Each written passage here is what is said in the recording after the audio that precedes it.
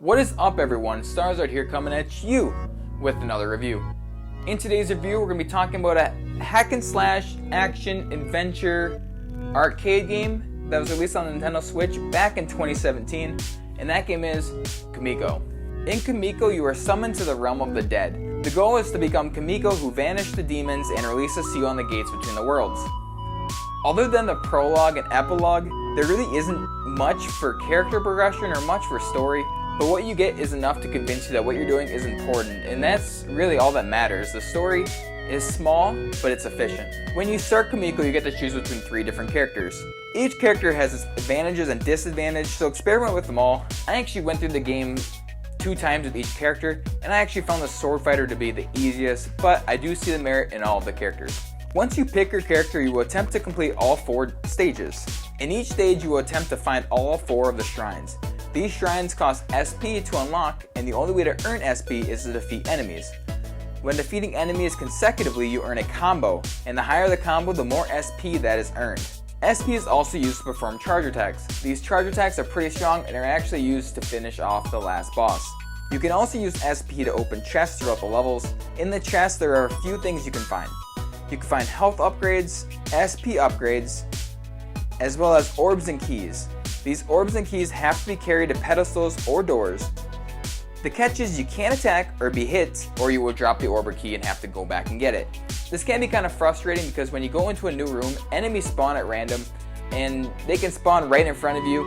You get hit by it, you drop the orb or you drop the key and you gotta go back and get it. So it can be kind of tedious at some points, but it does make for a little bit of a challenge.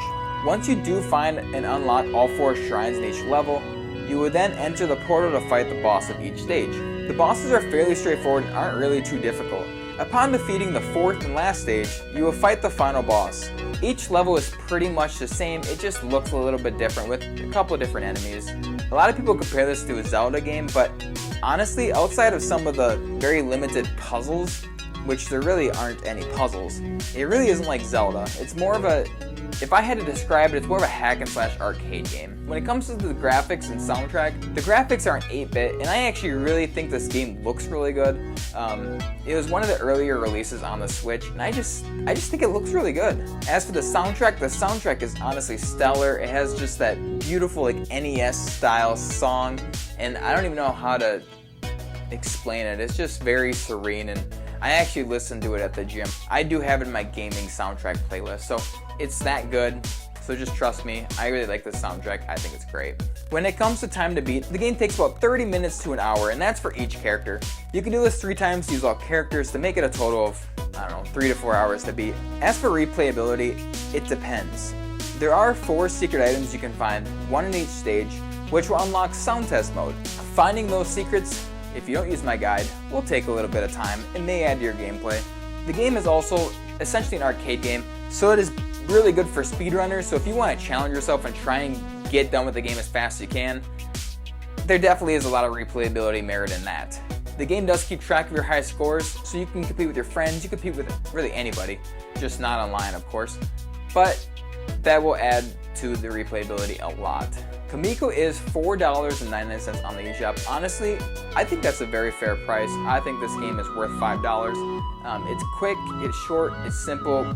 The game is honestly worth $5 easy. Honestly, if I had to be honest, I really wouldn't say there's any cons to this game. Like, I went through it twice with each character, and I didn't really find any cons to it. I actually thoroughly enjoyed the game. I just don't have anything bad to say about it. If you guys liked today's review of Kamiko, be sure to check out my other reviews. Be sure to leave a like, be sure to subscribe, and let me know down in the comments if you've played Kamiko. I know I am extremely late to playing this game. A lot of people have covered this game already, but I played it, I wanted to review it, so here's your review. Stop asking. Nobody was asking. I don't know why I said that, but yeah. Thank you all so much for watching, and have a fantastic day.